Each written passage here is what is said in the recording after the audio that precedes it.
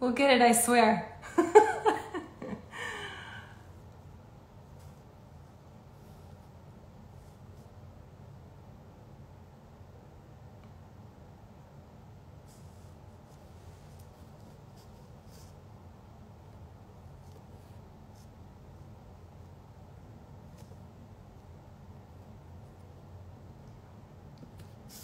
Guys, I promise we're gonna get it. I don't know if you've just been like staring at my nostrils the entire time. I kind of sort of hope that that's been the case, because that would be hysterical.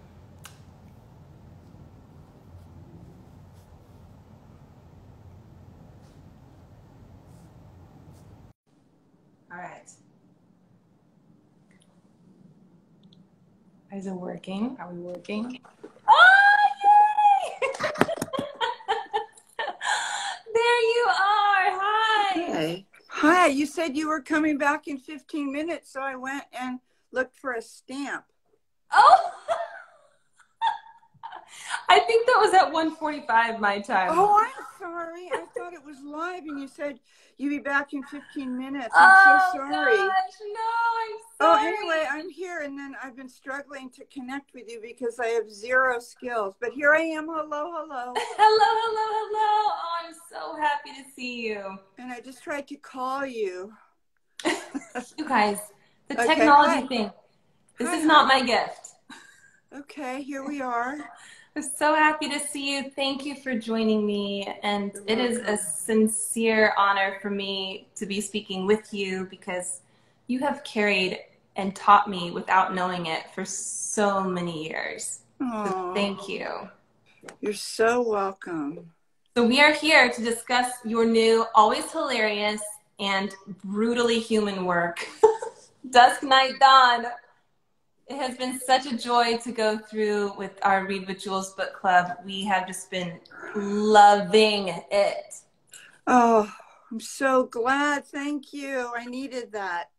Good. Yeah, I listened to another one of your interviews, and you said that you wanted to first name the book Doomed.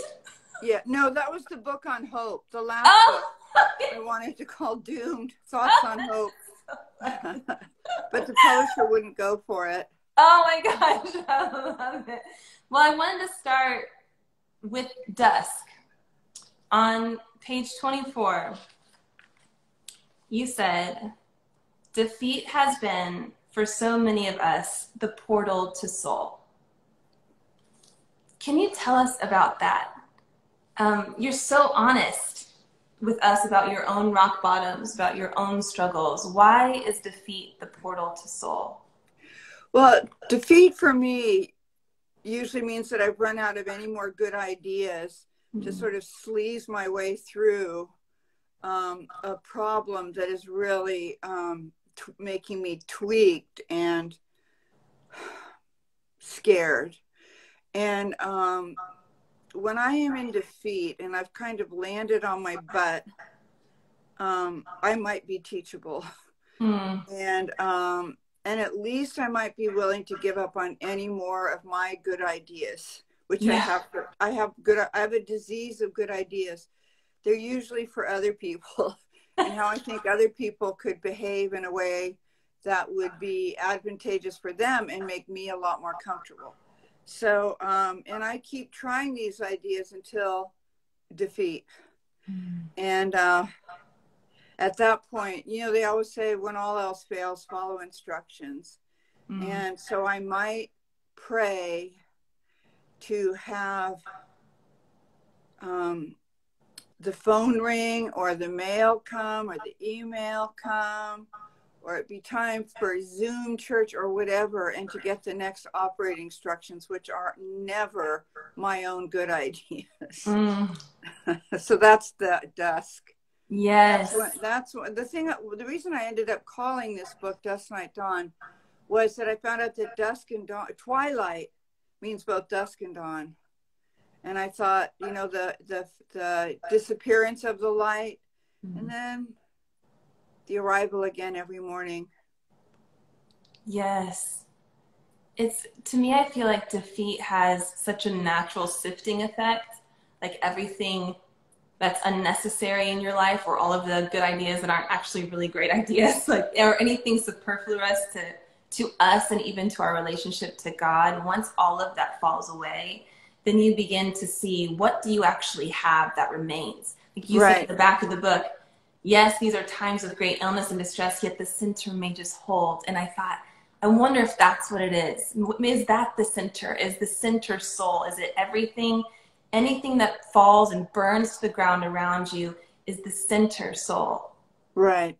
Well, that's my understanding. That I mean, I always talk about how with all of my stuff that you're talking about, you know, burning off or being blown off by a good strong wind, all of my stuff is what keeps the airplane of my spirit flying so low, you know, barely clearing the treetops.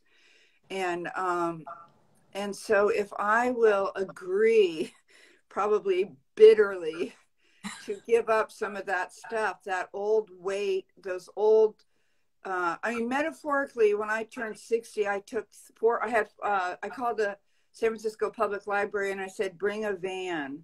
And I gave them 400 books that I've been carrying around since I was in college, very briefly, till I was 19. Because those books made me look like I'm more educated, which I'm not, and more erudite, which I'm not. Or they were books people had given me that I couldn't give away, because what if they, you know, asked if I'd liked it and they wanted to show me something in it, blah, blah, blah, craziness. Mm-hmm. And the van came and took 400 books away. And the next time I moved so light. Wow. And I really think that's, you know, I heard, I don't know where I heard this. Maybe I thought it up. Probably. You'll be like this too someday, Julia. But I heard that if it's my will, the problem gets easier right away and then gets harder. Mm-hmm. And if it's God's will, the problem gets harder for a while and then it gets better. And so for me, the weight of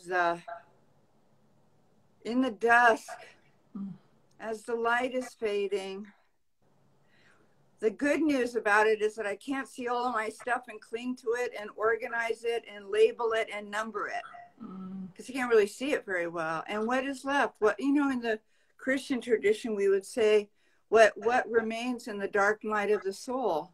Well, my heart and my soul, my longing for companionship and light, which are, for me, Jesus, and for other people, God as they understand God, in good orderly direction, and in recovery, a group of drunks, and for all people, grace over drama, right? But when it's all stripped away, we long for companionship, and we long for peace of mind, and we long for light. And that's my center, to which I return when I finally agree not to try to think up any more good ideas. I am convinced, I'm 67 now, and I think I've been convinced since I was 5 that there was some sort of code I could break, you know?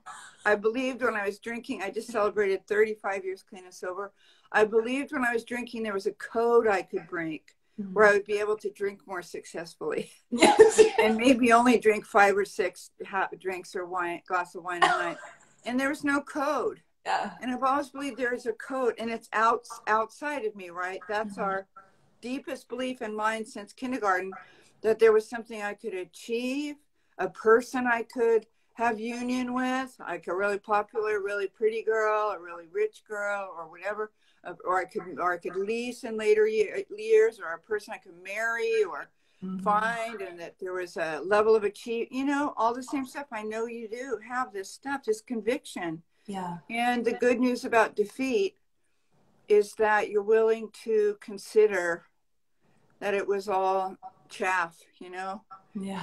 And that if you are willing to let it go, it's like in the Old Testament, it says God will restore what the locusts have taken away. Well, you know, when you're just defeated enough, you might say, take it away. I am so done. I am so done. I am so exhausted by me. Yeah. And my prayer with God is sometimes, okay, fine. Yeah. you know, whatever. Whatever. And I think whatever is the fourth great prayer. Oh, so that's dusk. That's the light leaving. That's our good ideas and all of our persona, all of our performance art that has drawn and attracted so many people to us. All of that stuff, it's just gone. It's like, okay, fine. It's whatever. like when Janis Joplin says, freedom's just another word for nothing left to lose. Like, all right, your perfectionism is gone.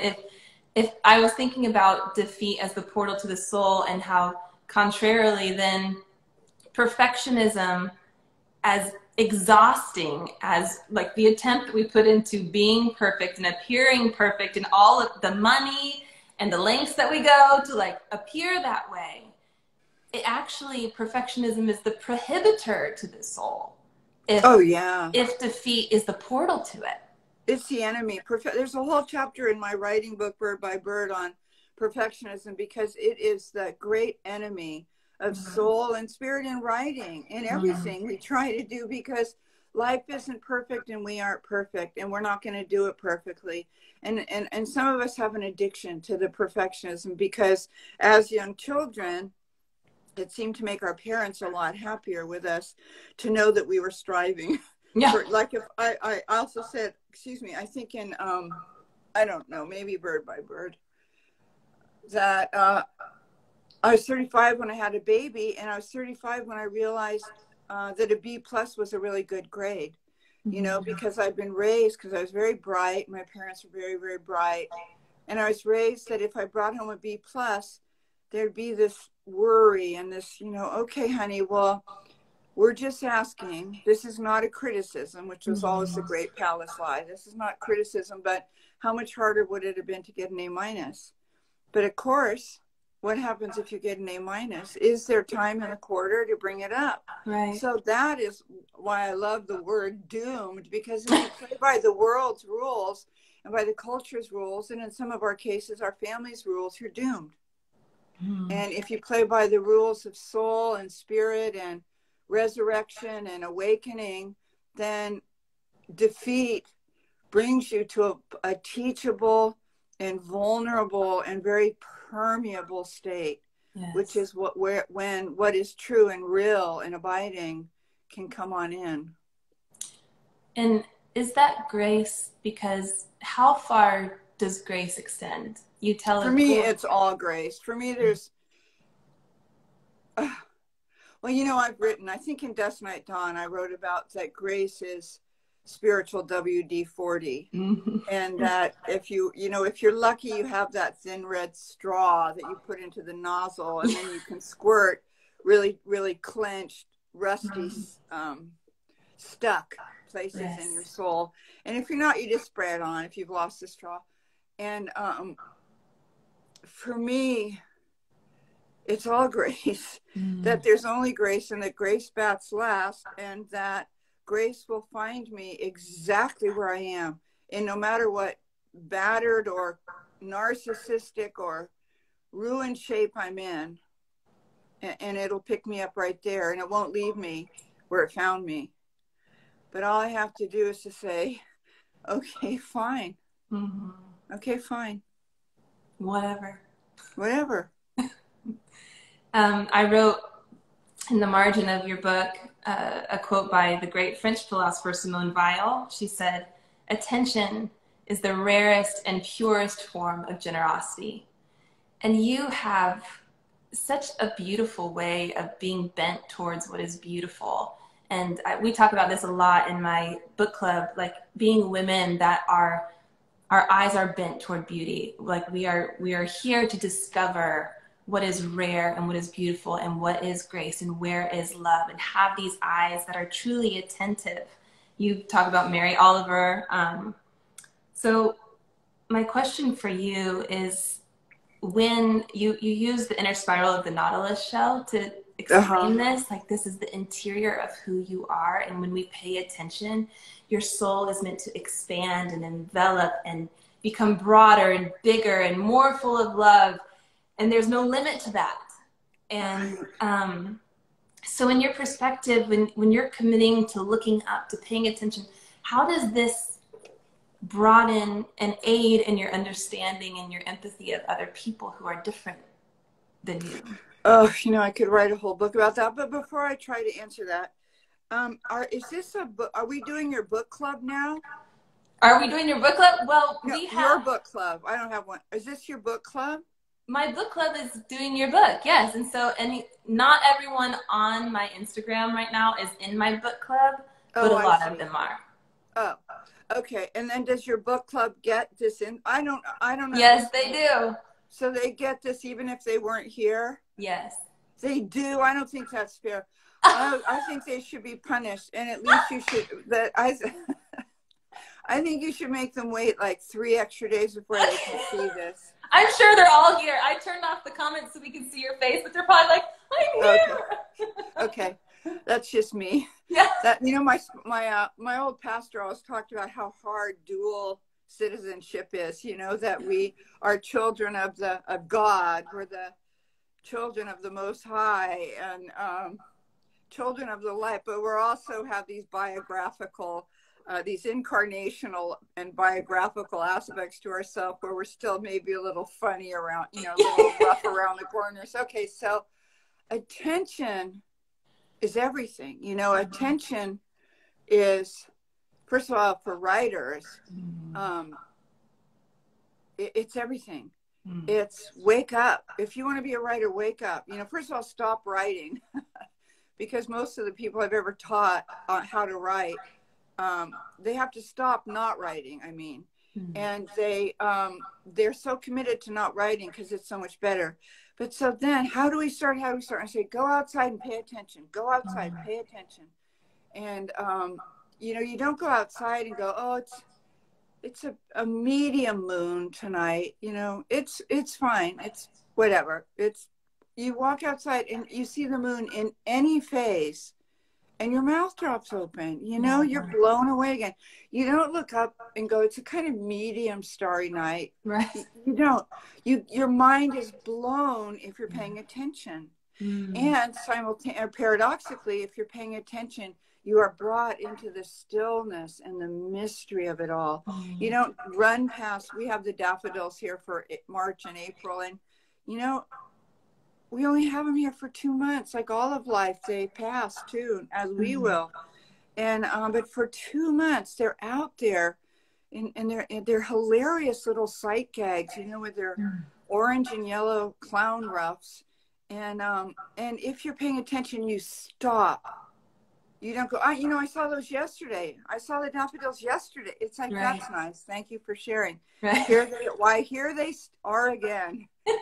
and so attention gives you the third great prayer, which is wow, which is when your mind is blown by beauty and grace and mystery. And attention is being drawn quietly, like when you're holding someone's baby. Let alone your own, but anyone's baby. Any baby works for me in a storm. And you're just drawn in when you're paying attention, and they're paying utter attention to you. And it's like an umbilical cord of oneness and nowness, Yes. The ultimate nowness. And so attention for me, it's part of waking up. It's part of agreeing not to keep hitting the snooze button. It means you agree to be here for this short and magical and precious life on this side of eternity. You're going to be here for it, And so how do you do it? Well, you decide to. You make a Post-it and you put it next to your bed. I have everything important on Post-its next to my bed because I won't remember otherwise. I'll get caught up in what I think is so busy and important and trying to get one more thing done on the to-do list. Well, that starts to argue a wasted life, right? Right. And so it's like, when we're in the night, we're in really difficult times of darkness. What do? We pay attention. We pay attention to whatever we can still see.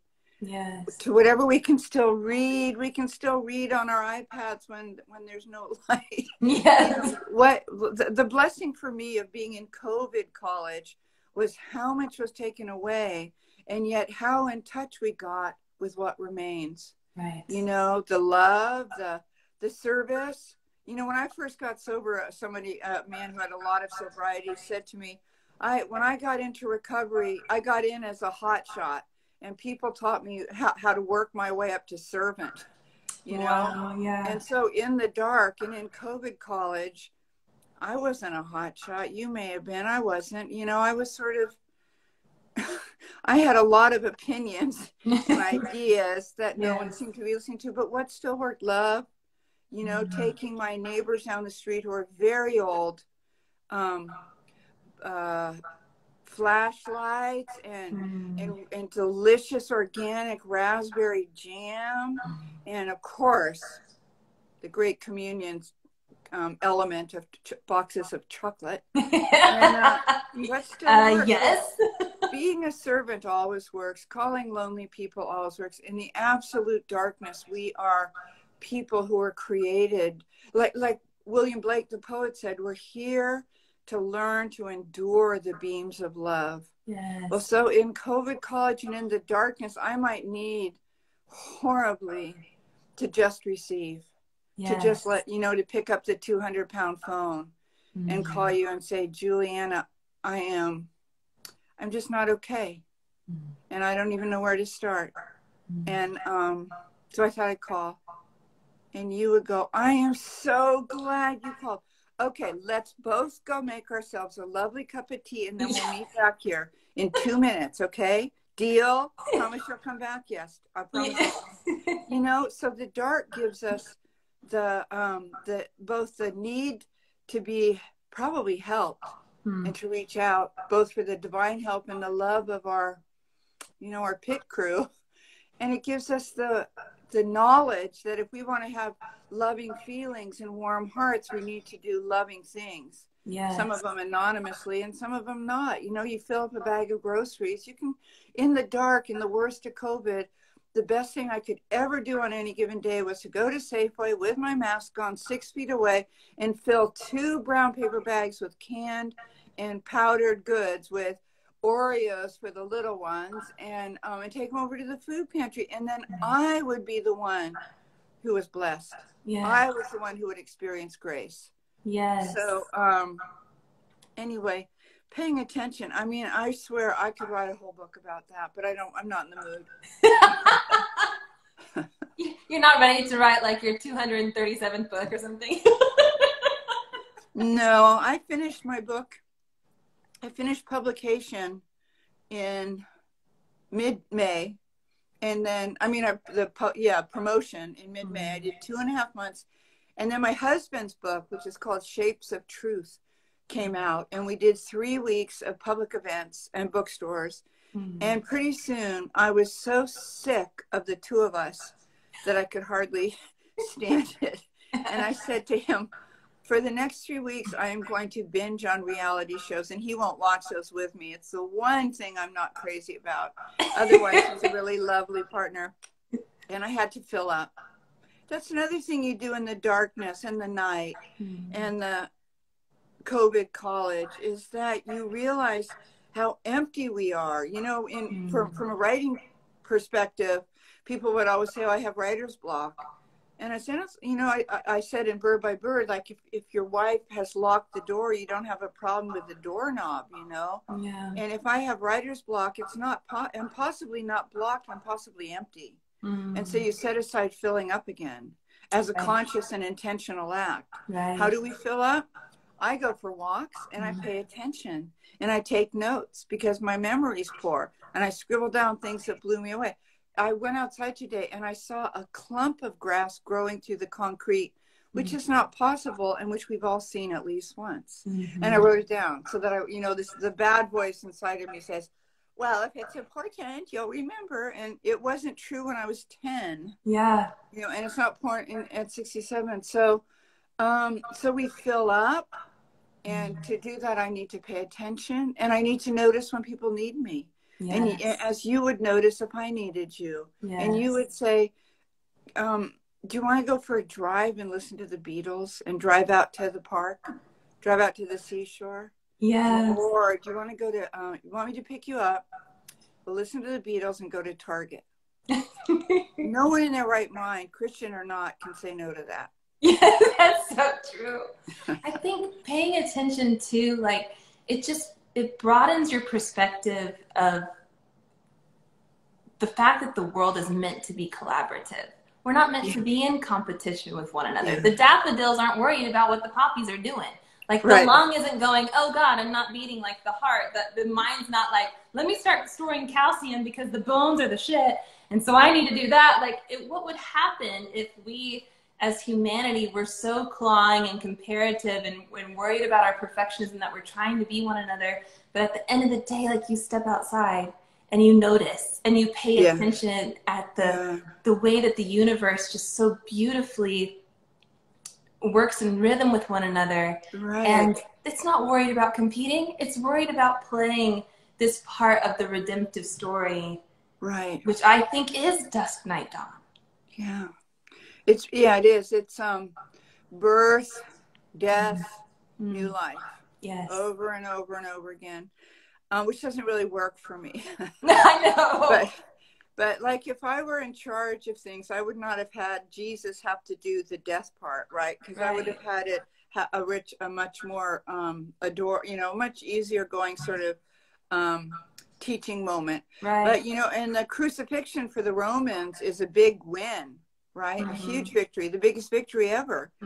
And so I would sort of skip that horrible part where the Romans get a win and Jesus dies and everybody's hearts are broken.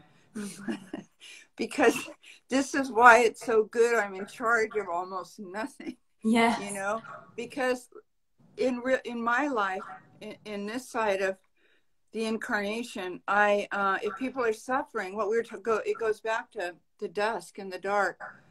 I just want to fix and save and rescue them because of my codependence, and because I was raised to do that, and because it really helped mom and dad whenever I would try and rescue one of them because they didn't like each other, or try to fix them and save them.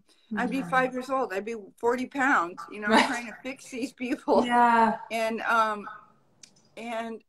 But if somebody is suffering and I'm paying attention and I see that, the most incredible gift I can give them is my company and for me to listen. Yes. And to show up and listen and not get my sticky mitts all over them. Yes. Because I can't fix them.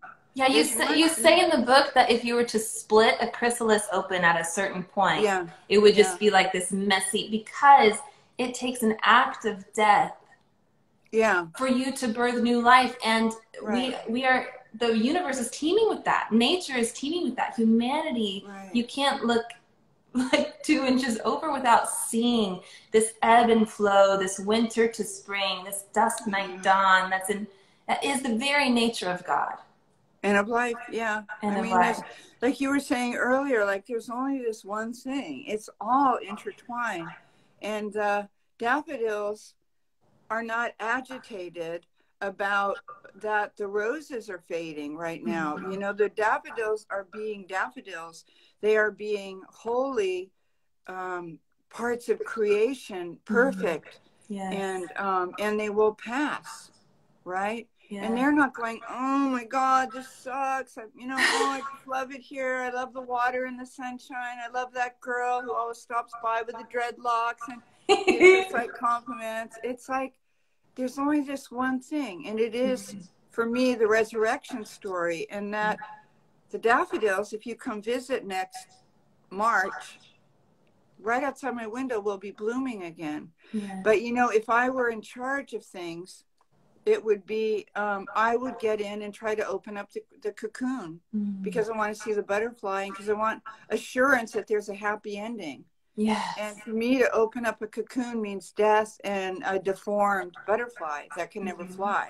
Right? So as I said, it's just so good. It's so perfect that I'm in charge of almost nothing.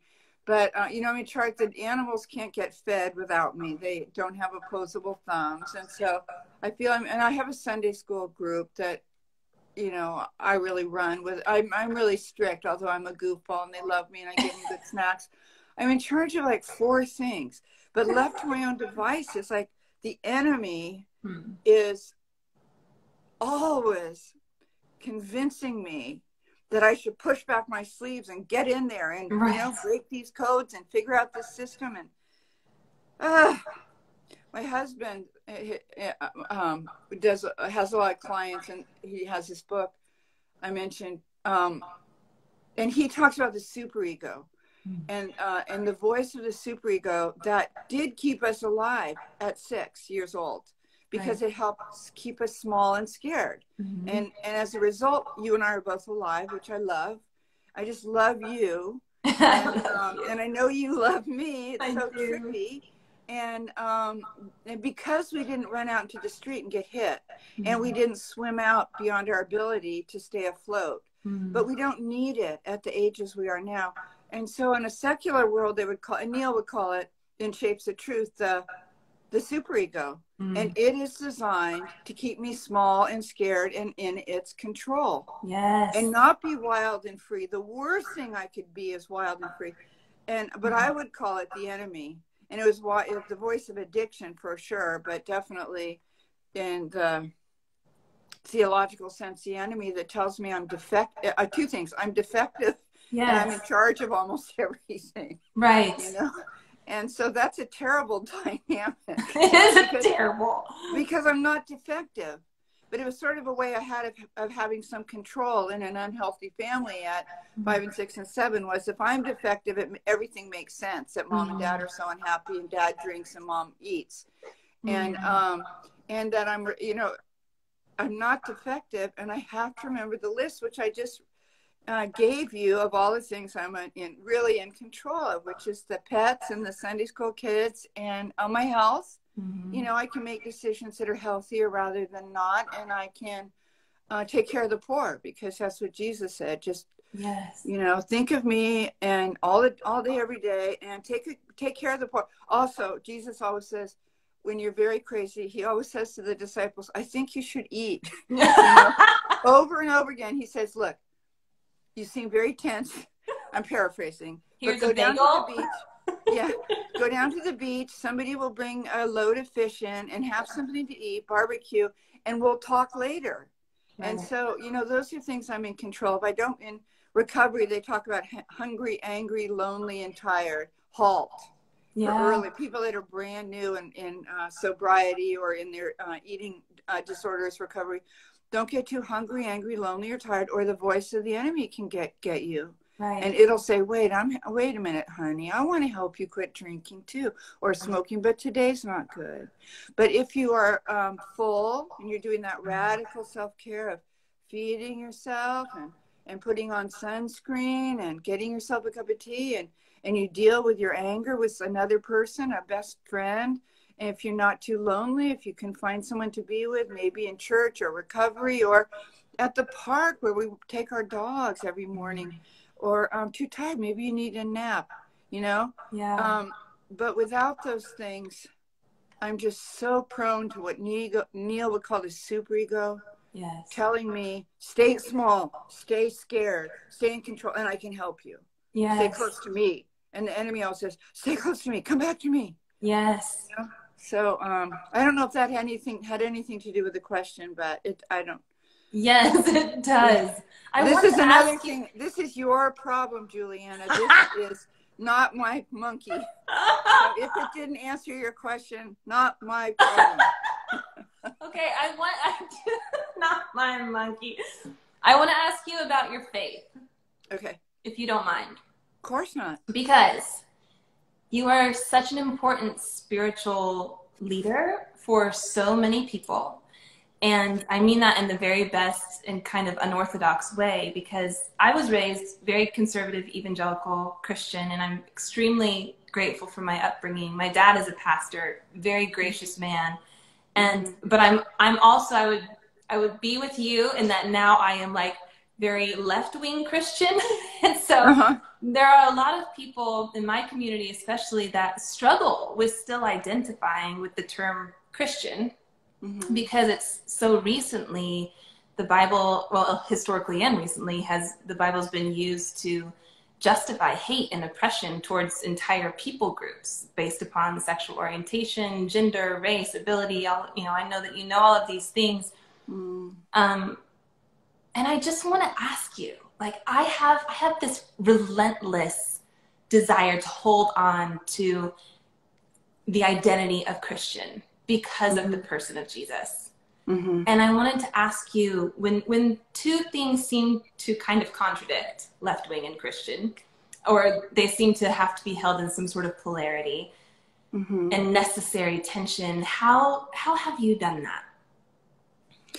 Well, it's a really wonderful question, but I don't think left-wing and Christian are antithetical because, well, my Jesuit friend Tom Weston said, and I've stolen this and quoted it, if you can tell you've created God in your own image when he hates all the same people you do. Yes, I've heard that. Yeah, and so to me, the far right, QAnon, and the far Christian right think that they're right, they're correct, because they hate so many people that they're positive the Bible encourages them to hate, like in Leviticus. Right. You know, and so they say they follow Leviticus, which means you need to stone adulterers to death, which means a lot of very, very primitive stuff that I don't believe that, first of all, is all undone by Jesus at the Sermon on the Mount. But it's very important to me to identify as a Christian because so many of the people who like my work are people who just ran screaming for their life from fundamentalist religious traditions of all kinds, not just Christian, who were stifled and scared and abused and humiliated, and don't believe that Jesus said anything about their sexual identity or gender, who they love, or you know, or what their choices are about with their bodies, or their raising their children, or you know, the Old Testament has a lot of stuff about how okay it is and really encouraged to beat your wives and children, which anyway, they would say they believe it's the absolute word of God, well, except for the part about beating the children or stoning the adulterers. So, you know, it's important for me to identify as a Christian because I just love Jesus. I just think about him all day. He is my whole everything. And I'm kind of a mess some days, and I've made really huge mistakes. What's wonderful about being semi-famous is that when you screw up, sometimes 100,000 people find out about it, you know. And it happens often online. So 5 and 6 and 7 years since you made public amends for having made a mistake, it's still being brought up. But I want to say there's a way to be a follower of Christ that does not involve a very, very rigid theology that has to do a lot with, I mean, I go to church in what you might call a ghetto because it's a town of 2,000 where probably 90% of people are people of color. There's 6 churches, 5 of them, 4 of them Baptist. I'm Presbyterian, very civil rights and sanctuary movement and ecumenical. And then there's one, we don't even know what it is. But anyway, but we all love one another because that's the message. Yes. And yet 3 of those churches won't let our female pastor preach because the Bible tells them so. So if you think that, you get to believe that, and you get to preach that, and you get to have a church where women are not welcome to preach, and where the girls are being raised to believe that they are inherently second-rate beings. No, they're not going to grow up to be ministers. And so people get to think whatever they think about me. That's so horrible. That's another thing about not having any control, is I'm kind of addicted to people pleasing. And for people not to be pleased with me is so painful. When I wrote Traveling Mercies 20-some years ago, when I really came out of the closet as a Christian, well, I did in Operating Instructions, I guess, too, but in a big way with Traveling Mercies. And I was all over the country, and I might be on a local NPR station where you think people are maybe a little bit hipper than on right-wing radio. And everywhere I went in the South, people who, it was a call-in show, they'd call in and say, well, Miss Lamott, I guess you're going to think you're just as witty as can be when you're rotting in hell for all eternity. As God is my witness, every station I did with traveling mercies in the South, and sometimes in other parts of the country, I got people, you know, who believe they're right, and I'm doomed. So I just have to give my testimony, and readers don't, I really recommend people read the first page of anything I've written and then maybe not buy it, that they could be in the bookstore. They don't have to buy it. And if they're in a library, they can sit down and read 3 pages. And if you're going to be offended, you're going to be offended in the first 3 pages. Right. Because I think God loves everybody. And I think everybody goes to heaven. Maybe you have to meet up with God in the waiting room and kind of work through a few things, maybe clean up your mess. But I believe everyone gets to heaven, and that's not right-wing Christianity. So all I can do is share my experience, strength, and hope. And if somebody, like my older brother's fundamentalist, and so we don't really get into it, you know, we certainly don't get into politics. I love him literally like I love my own life, but I'm not going to share my feminist Christian viewpoints with him, and he's not going to try to correct my behavior.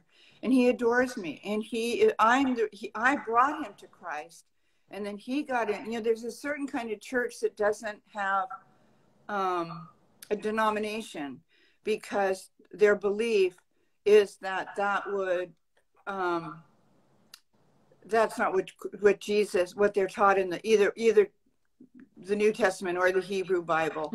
And so my brother belongs to a non-denominational church, and they think they're right, you know, and they believe that what they believe is the right way and the way home to glory. And so, and my brother can come to my church, which is largely Black and a lot of gay people, and he can love it, but he has very strong opinions on what the preacher is preaching, which is inclusion, and that we are not bad people trying to get good. We're soul sick people trying to heal. Yes. And so we can both go to each other's churches, and then we don't share the parts of the sermon that we think they got wrong. Yeah. No conversation in the car after. Okay, I have one last question for you. Okay. Why are you and Lamott here? The odds of you being on this earth are, and I wrote it down because I don't remember this, 1 in 10 to the 2,685,000th power. These are the odds of you being you, of me being me, of 238 people that are watching being themselves and being present. Why? Like, why? What are we here for? Why are we here? Again, I could write a whole book. I think I've written 19 books, and in some way I think all of them address that. You know, in Dust Night Dawn, I use the story of Elijah, like starving to death under the tree when the angels wake him up, and they say what Jesus says, I think you should eat, and they make him hearth cakes. And then God asks him, why are you here? I'm here to have heard the question. I am wonderfully and fearfully made. I am here because I was a gleam in God's eye at creation, I believe. I don't know. I don't know much more than that, but that in the beginning was the Word, and the Word, as I understand it, it was Jesus or Christ. And in the beginning was the Word, and I was always a part of that. And then, you know, like all the stuff in the Hebrew Bible about the potter and the clay, in the New Testament too, that I was shaped into this woman with certain genetic and genetic predispositions and you know, and a lot of cultural influences on me. And somehow having come from a terrified 5-year-old with migraines and kinky hair who got really, really savagely bullied by boys, I grew into an incredibly beautiful woman who had a lot of issues. And it turned out that I believed God created me to just tell my truth and my stories, and that at a certain frequency, other people can hear this shred of truth, of universal truth. When I tell you, oh God, I can't believe I've tried everything and I still have cellulite. Some people would turn on me and go, God, half the world's starving to death. You care about your cellulite? And then some of you would go, oh, honey, me too.